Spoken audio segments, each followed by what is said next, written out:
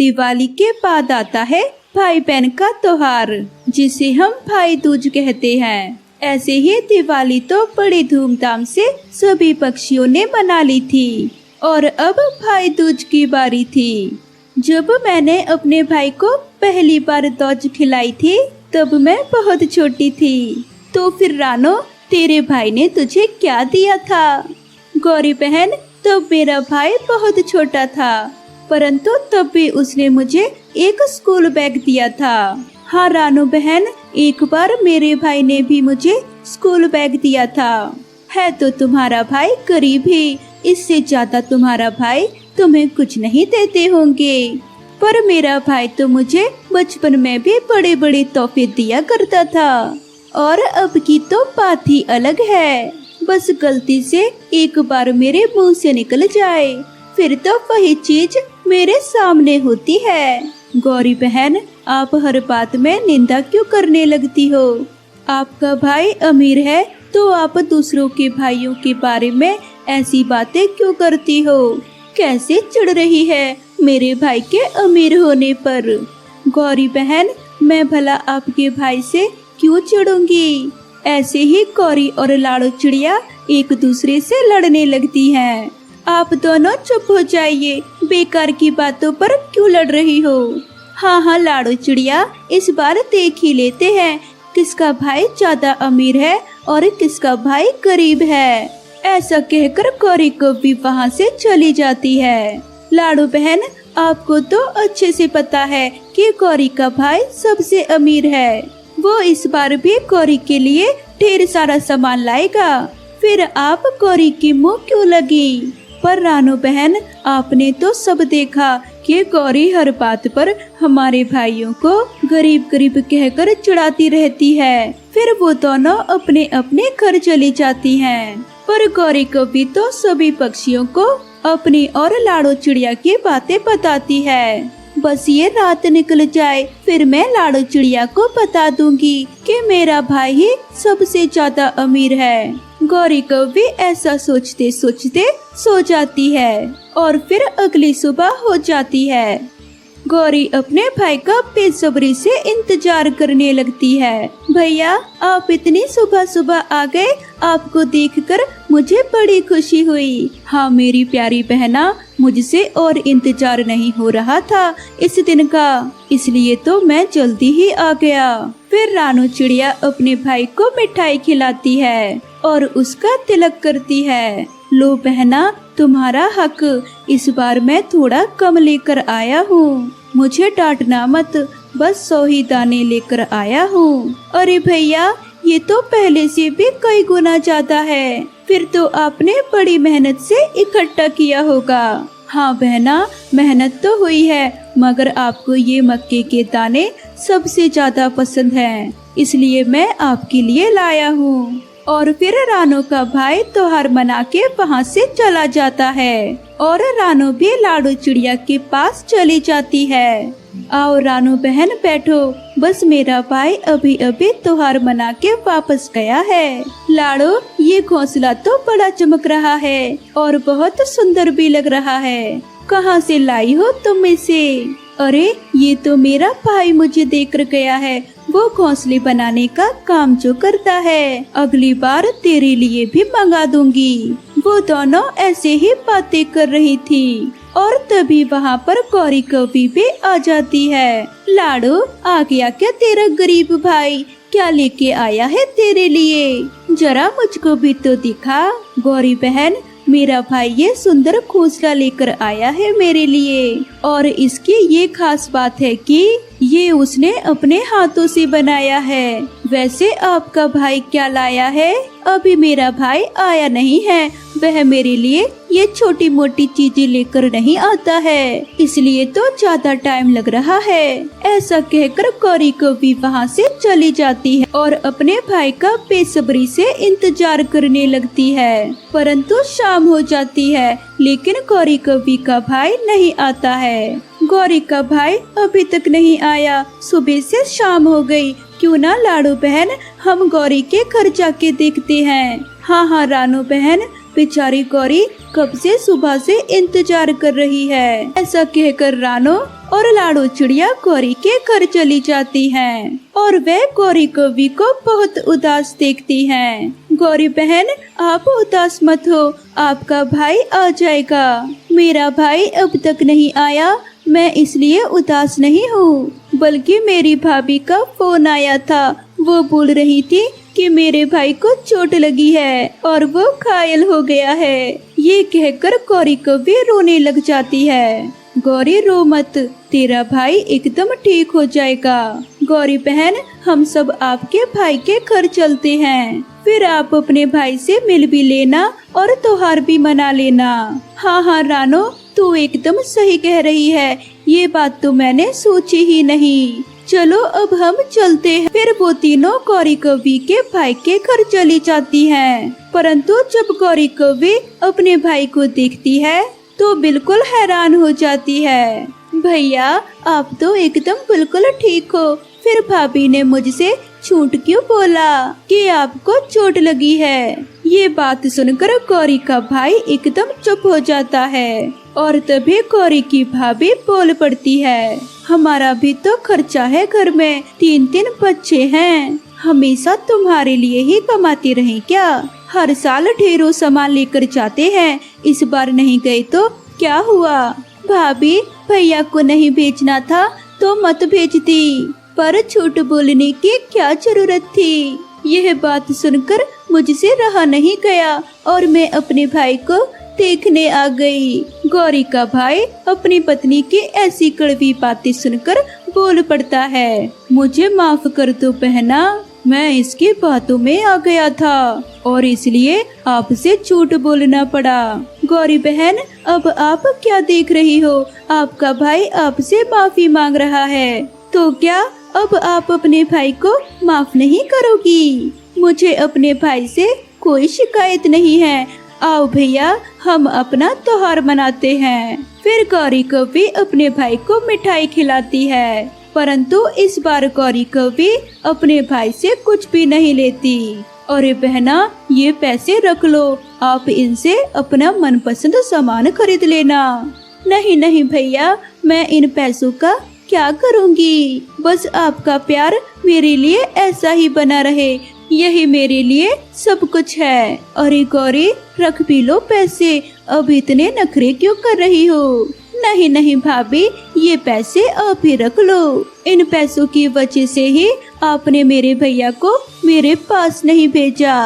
गौरी कौवी की ऐसी बातें सुनकर उसकी भाभी उससे बहुत शर्मिंदा होती है और फिर वो तीनों वहाँ से चली आती हैं। लाडो बहन, अब मुझे समझ में आ गया है कि भाई अमीर हो या गरीब, बस रिश्तों में ज्यादा प्यार होना चाहिए। जंगल के अमीर पक्षी दिवाली की तैयारियां कर रहे थे, पर गरीब पक्षी उदास अपने घोंसले में बैठे थे। वह सोच रहे थे कि उनके बच्चे जब उनसे मिठाइयाँ पटाखे मांगेंगे तो वह कहाँ से देंगे।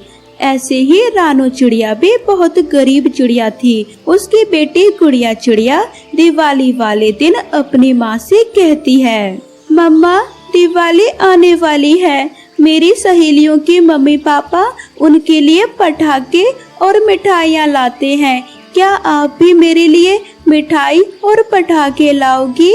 तुम्हें तो पता है तुम्हारे पापा अब इस दुनिया में नहीं हैं, अगर वो होते तो हम भी तुम्हारे लिए पटाखे और मिठाइयाँ लाते। मुझे काम करके जो भी थोड़े बहुत पैसे मिलते हैं उनसे मैं बहुत मुश्किल से भोजन जुटा पाती हूँ। मम्मा, आप हर बार मुझे यही कहती हो कि पैसे नहीं हैं, इसमें मेरा क्या दोष है? आप मुझे कोई भी खुशियाँ नहीं देती हो। मैं जा रही हूँ नदी पर अपने दोस्तों से मिलने। गुड़िया चिड़िया नदी पर चली जाती है। वहाँ पर भूरा चिड़ा भी उदास बैठा था। भूरे, क्या हुआ? तू इतना उदास क्यों बैठा है? हमारे तो नसीब में कुछ नहीं है। गुड़िया, हमारे घर वाले कितने गरीब हैं, वो हमें कोई भी खुशियाँ नहीं देते। दिवाली पर पटाखे और मिठाइयाँ भी नहीं देते। दूसरे बच्चे पटाखे फोड़ते हैं तो उन्हें देखकर मुझे बहुत बुरा लगता है। हमारे तो नसीब में कुछ है ही नहीं। हाँ कालो, तू सही कह रहा है, हमारा नसीब बहुत बुरा है। आज मैंने भी मम्मा से बोला तो उन्होंने मुझे कहा उनके पास पैसे नहीं हैं। अगर हमारे पापा जिंदा होते तो हम भी दिवाली धूमधाम से मनाते और अच्छी अच्छी मिठाइयाँ खाते, पर अफसोस ऐसा कुछ नहीं है। वह दोनों नदी पर बैठकर ऐसे बातें कर रहे थे, तभी वहाँ पर गौरी कौवी का बेटा जग्गू कौवा आता है। जग्गू कौवा बहुत अमीर पक्षी था, इसलिए गुड़िया चिड़िया और भूरा चिड़ा उससे बात करने पर भी कतराते थे। क्या हुआ, तुम दोनों क्यों रो रहे हो? मुझे बताओ, क्या बात है? जग्गू, क्या फायदा तुम्हें बताकर? तुम तो अमीर माँ बाप के बेटे हो, तुम्हें तो सब कुछ मिल जाता है जो तुम चाहते हो। हमारे मम्मी पापा बहुत गरीब हैं, वो तो हमें दिवाली पर पटाखे भी खरीद कर नहीं दे सकते। तुम जाओ यहाँ से, हमसे बात मत करो। वैसे भी तुम्हारी मम्मी को हमसे बात करना पसंद नहीं है। तुम दोनों मुझे अपना दोस्त भी कहते हो और मुझे यहाँ से जाने को भी कह रहे हो। तुम दोनों उदास मत हो, तुम दिवाली के दिन मेरे घर आना, हम सब एक साथ मिलकर इकट्ठे पटाखे जलाएंगे। जग्गू कौवे की बात सुनकर भूरा चिड़ा और गुड़िया चिड़िया बहुत खुश हो जाते हैं, लेकिन गुड़िया चिड़िया जग्गू के घर जाने से डरती थी और वह जग्गू से कहती है, जग्गू एक बात बोलो, तेरी मम्मा हमें भगा तो नहीं देगी, क्योंकि तेरी मम्मा को हम पसंद नहीं हैं। गुड़िया, तू ऐसी बात मत कर, अगर मेरी मम्मा कुछ बोलेगी तो मैं उन्हें समझा दूंगा। अब तुम दोनों चलो मेरे साथ, वरना मैं भी दिवाली नहीं मनाऊंगा। फिर दिवाली वाले दिन भूरा चिड़ा और गुड़िया चिड़िया जग्गू कौवे के घर पहुंचते हैं। ये देखो, मेरे पापा मेरे लिए कितने सारे पटाखे लाए हैं, चलो इन्हें फोड़ते हैं। मैं फिर से कह रही हूँ जग्गू, तुम्हारे मम्मी पापा हमें देखकर गुस्सा करेंगे। चल भूरे, चलते हैं, इसकी मम्मी हमारी तरफ ही आ रही है। नहीं नहीं गुड़िया, तू बेकार में ही डर रही है। तभी वहाँ गौरी कौवी वहाँ आ जाती है और गुड़िया चिड़िया से कहती है, अरे गरीबों, तुम दोनों यहाँ मेरे बेटे के साथ क्या कर रहे हो? फिर से तुम मेरे बेटे को फंसा रहे हो। और तू, मैंने तुझसे कितनी बार मना किया है, इन गरीब पक्षियों से दूर रहा कर, तू मेरी बात सुनता ही नहीं। मम्मी, यह मेरे दोस्त हैं, मुझे इनके साथ रहना अच्छा लगता है, मुझे इनके साथ दिवाली मनाने दो ना। भूरे, चलो यहाँ से, हमारी वजह से इनकी दिवाली खराब हो जाएगी। भूरा चिड़ा और गुड़िया चिड़िया जग्गू के घर से थोड़ी दूर एक पेड़ पर बैठ जाते हैं और जग्गू को पटाखे जलाते हुए देखने लगते हैं। तभी गुड़िया चिड़िया भूरे चिड़े से कहती है, भूरे, वो देखो, जग्गू के पास पटाखे का पूरा पैकेट रखा हुआ है और वह पटाखे जला रहा है, इससे खतरा हो सकता है। तभी अचानक चिंगारी पटाखों के पैकेट पर गिरती है और पटाखे जोर जोर से फूटने लगते हैं। तभी गुड़िया चिड़िया वहाँ आती है और जग्गू को पटाखे से दूर ले जाती है। मेरे बेटे, तू ठीक तो है ना? तुझे कहीं चोट तो नहीं लगी? अगर तुझे कुछ हो जाता तो मैं तो जी ही नहीं पाती। मम्मी, मैं ठीक हूँ, बल्कि आप गुड़िया से पूछिए, वो ठीक है या नहीं, उसने ही पटाखों से मेरी जान बचाई। गुड़िया, मुझे माफ कर दो, आज तुम्हारी वजह से मेरा बेटा बाल बाल बच गया। तुम दोनों मेरे साथ चलो और पटाखे जलाओ। अब तुम लोग हमारे साथ दिवाली मनाओगे और खूब मिठाई भी खाओगे। यह सुनकर भूरा चिड़ा और गुड़िया चिड़िया बहुत खुश होते हैं और सभी खुशी खुशी पटाखे जलाते हैं और दिवाली धूमधाम से मनाते हैं। सागर वाले जंगल में ठंड का मौसम था।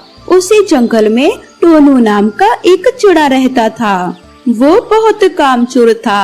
घर में खाने के लिए भोजन नहीं है, गुड़िया खाना मांग रही है। पानी तो है ना, पानी पीकर संतोष कर लो, भगवान ने जो दिया है वो बहुत है। रानो चिड़िया और टोनू चिड़ा की एक बेटी थी जिसका नाम था गुड़िया। गरीबी के कारण उसकी पढ़ाई भी बंद थी। टोनू चिड़ा बढ़ई का काम करता था।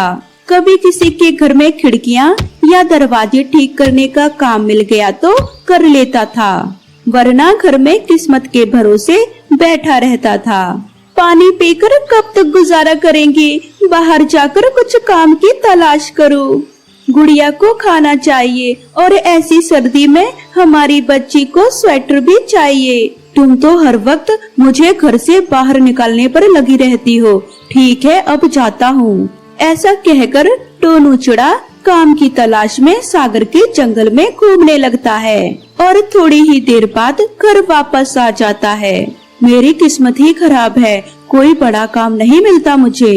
घर बैठे बैठे किस्मत को कोसने से कुछ नहीं होगा। बड़ा काम करने के लिए मेहनत से बड़े काम की तलाश करनी होगी। हाँ ठीक है, ज्यादा ज्ञान मत दो। टोनू चिड़े की कामचोरी और किस्मत के भरोसे बैठे रहने का नतीजा ये हुआ कि एक एक करके घर की सारी चीजें बिक गई। बस सर छुपाने के लिए घर की चार दीवारी रह गई। तुमसे तो कुछ नहीं होगा, मैं ही काम ढूंढ लेती हूँ। रानो काम की तलाश में निकल जाती है। कुछ दिन की तलाश के बाद रानो चिड़िया को एक स्वेटर बनाने का काम मिल गया। अब सुबह सुबह रानो चिड़िया काम पर निकल जाती। टोनू चिड़ा घर में बैठा रहता और किस्मत को कोसता रहता था। उधर रानो दिन रात मेहनत करके स्वेटर बुनती रहती थी। धीरे धीरे रानो चिड़िया का काम और निखरता गया और रानो चिड़िया ने अपने मालिक से सैलरी बढ़ाने की मांग की, लेकिन रानो चिड़िया के मालिक ने सैलरी बढ़ाने के लिए उससे मना कर दिया और रानो चिड़िया को ये बात बहुत बुरी लग गई और उसने वहाँ से काम छोड़ दिया। मैं कहता था ना, किस्मत के आगे किसी की नहीं चलती। चली गई ना नौकरी, दूसरी मिल जाएगी। ढूंढने पर तो भगवान भी मिल जाते हैं, नौकरी क्यों नहीं मिलेगी। रानो चिड़िया दूसरे ही दिन काम के तलाश में फिर से निकल पड़ती है। हे भगवान, कितनी तेज ठंड है और ऊपर से ये नौकरी ढूंढने का काम। परेशान होने के बाद भी रानो चिड़िया ने हार नहीं मानी और थोड़े दिन की तलाश के बाद उसे एक बुटीक में काम मिल जाता है। कल से ज्यादा मेहनत करनी होगी, रात को आने में देर हो जाएगी। दूसरे दिन जल्दी उठकर रानो चिड़िया घर का काम निपटाती है और काम पर निकल जाती है।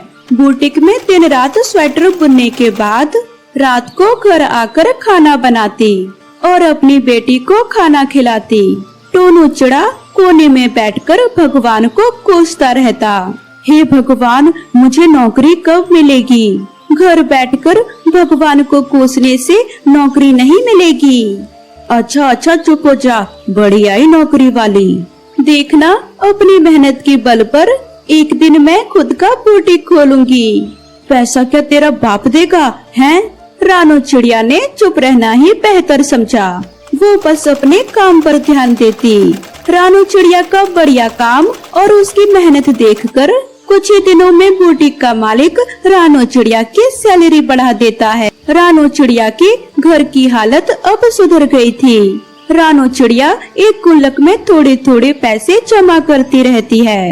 एक दिन रानो चिड़िया ने गुल्लक तोड़कर देखा तो ओहो, पैसे तो कम हैं, लोन ले लेती हूँ। दूसरे दिन रानो चिड़िया बैंक जाकर लोन के लिए अप्लाई कर देती है और उसे 4 लाख रुपए मिल जाते हैं और उन पैसों से रानो चिड़िया अपना बुटीक खोल लेती है। और फिर रानो चिड़िया को स्वेटर बनवाने के ज्यादा ऑर्डर आने लगे। अब रानो चिड़िया अपने काम में काफी बिजी रहने लगी थी। रानो चिड़िया की सफलता देखकर टोनू चिड़ा को उससे जलन होने लगती है। तुम्हारी किस्मत अच्छी है, बैठे बिठाए तुम्हें काम मिल गया। ये तुम गलत बोल रहे हो, मुझे बैठे बिठाए कुछ नहीं मिला है। मुझे जो भी मिला है मेरी मेहनत से मिला है। मैं तुम्हारी तरह किस्मत के भरोसे नहीं बैठी हूँ। आए दिन टोनू चिड़ा रानो चिड़िया से किसी न किसी बात पर लड़ने लगता था। परेशान होकर एक दिन रानो चिड़िया अपनी बेटी को लेकर घर छोड़कर चली गई और किराए पर घोंसला लेकर रहने लगी। ऐसे ही दिन गुजरने लगते हैं। अब रानू चिड़िया ने अपने स्वेटर बुनने के काम से गुड़िया का अच्छे स्कूल में दाखिला करवा दिया। उसके बाद रानू चिड़िया अपनी बेटी के साथ खुशी खुशी रहने लगती है।